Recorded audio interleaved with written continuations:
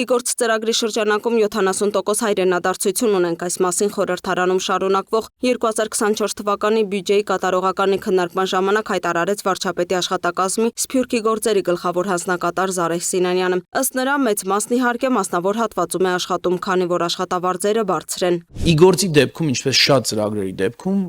մասնակիցների 50%-ը մոտ Ռուսաստանի հայերից են։ Եվ ի վերջո հայրենադարձության խնդրում դա եւս արտահայտվում է, այսինքն 70%-ը, որոնք մնում են, դրանք իրանց կեսն էլ մոտ Ռուսաստանից են։ Իսկ մյուսները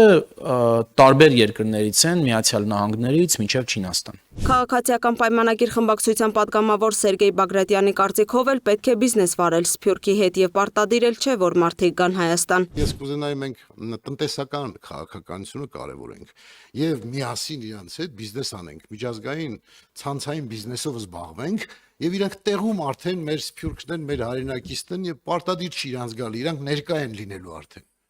Իրանք ներկա են լինելու Հայաստանում, եթե ինքը Նյու Յորքում նստած իմ հետ աշխատում է, իմ բիզնեսմենի հետ բիզնեսը անում, ինքը ներկա է, ինքը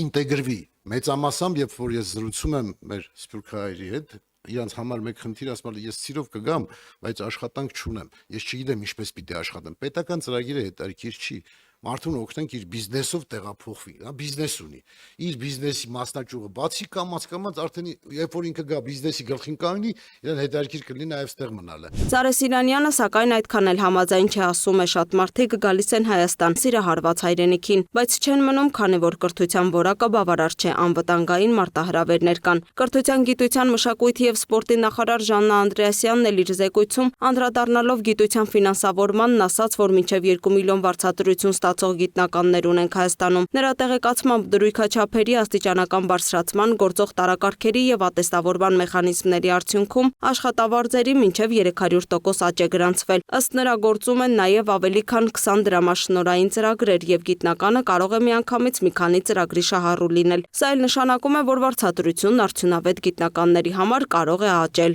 Կառավարության ծրագրի շրջանակներում է, որ ներդրվել են ամենատարբեր դրամաշնորհային ծրագրերը երիտասարդ գիտնականների, կին գիտնականների տարբեր ուղղություններով աշխատանքների համար։ Մենք այսօր տեսնում ենք արդյունքները, որ մեր գիտության մրցունակության աճի տեսքով է առաջին հերթին։ Բոլորովին վերջերս վարչապետի հետ Երևանի պետական համալսարանում էինք, միայն Երևանի պետական համալսարանում շուրջ 3 միլիարդ դրամի ներդրում է արել պետությունը։ Մենք ստեղծել ենք այնպիսի լաբորատորիաներ, որտեղ կարող են արվել ամենաարդիական հետազոտությունները։ Դրանք հետազոտություններ են, որտեղ նախկինում մեր հետազոտողները այդ արդյունքները ստանալու, այդ ցուցանիշները ունենալու համար պիտի մեկնեին այլ երկրներ, պիտի փորձեին աշխատել այլ լաբորատորիաներում։ Խոսելով հուշարձանների պահպանման ուղղված աշխատանքներից ԿԳՄՍ նախարարն ասաց, որ դրանց վերականգնման ուղղված բյուջեն 2018 թվականի համեմատությամբ ավելի քան 10 անգամ աճել է։ 20 տարվա ընդմիջումից հետո ՅՈՒՆԵՍԿՕ-ի համաշխարհային ժառանգության ցանկերում մեր հուշարձանների ներգրավման ուղիղ աշխատանք ենք տանում, ասաց Ժաննա Անդրեասյանը։ 24 թվականին 16 հուշարձանների վերականգնողական աշխատանքներ են արել, որը կրկնակի ավել է նախորդ տարվա համեմատ, 11 հուշարձանների նախագծման եւ փորձաքննության, 2 հուշարձանների պեղումների։ Եթե ցանկերը հետաքրքիր կլինեն, դրանք բոլորը հասանելի են, կարող եմ նաեւ կոնկրետ հուշարձանների վերաբերյալ հարցերին անդրադառնալ։ 29 տարվա ընդմիջումից հետո ՅՈՒՆԵՍԿՕ-ի համաշխարհային ժառանգության նախնական ցանկերում նոր հուշարձան են ընդգրկել Տիրին կատարի վիշապաքարերը եւ մշակութային լանդշաֆտը։ Ըստ կատարողականի սպորտում ունեցել ենք 7.3 միլիարդ դրամի պետական ներդրումներ, ինչը 3.5 անգամ ավելի է 2018-ի նույն ցուցանիշից։ Անդրեասյանի խոսքով վարչապետի գավաթ մրցաշարերին զուգահեռ նախարարությունն անցած տարի եւս մեկ շատ կարեւոր ծրագիր է իրականացրել։ Դա մեր երեխաների լողի պարապմունքների ֆինանսավորումն է մարզերում գործող մասնավորի կողմից շահագործվող լողավազաններում։ Սա այն տարբերակն է, երբ որ պետությունն ասում է, որ ինքը չի գնում կառուցելու, եթե արդեն կա կառուցված, այդտեղ համատեղ ծրագիր է անում մասնավորի հետ եւ ֆինանսավորում է մեզ համար կարևոր ծրագրերը։ Նախորդ տարի ծրագիրը իրականացվեց Արագածոտնի մարզի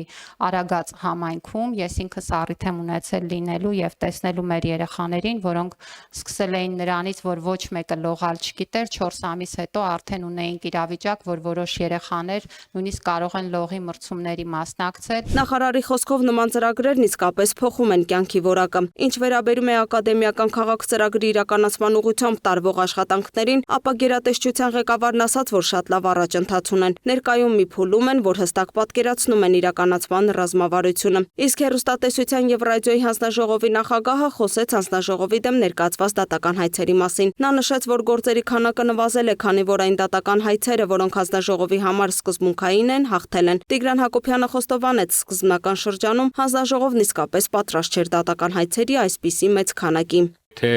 2011-ից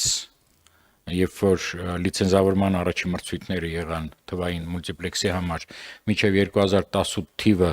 հանձնաժողովի դեմ ներկայացվել է ընդամենը 3 դատական այց, ընդամենը 3, ապա 18-ից մինչև հիմա, եթե այս վերջի բանը հաշվենք, 74 այս 7 ընթացքում, 7 տարվա ընթացքում 74 դատական հայց է եղել, 2 սկզբունքային է մնացել, որը ձգձգվում է։ Ըստ Հակոբյանի դատական հայցերի նվազումը պայմանավորված է նաև հանձնաժողովի աշխատանքի նկատմամբ հեռարձակողների վստահության մեծացմամբ։ Լուսինե Գրիգորյան, Տիգրան Ղազարյան, Free News, Ազատ լուրեր։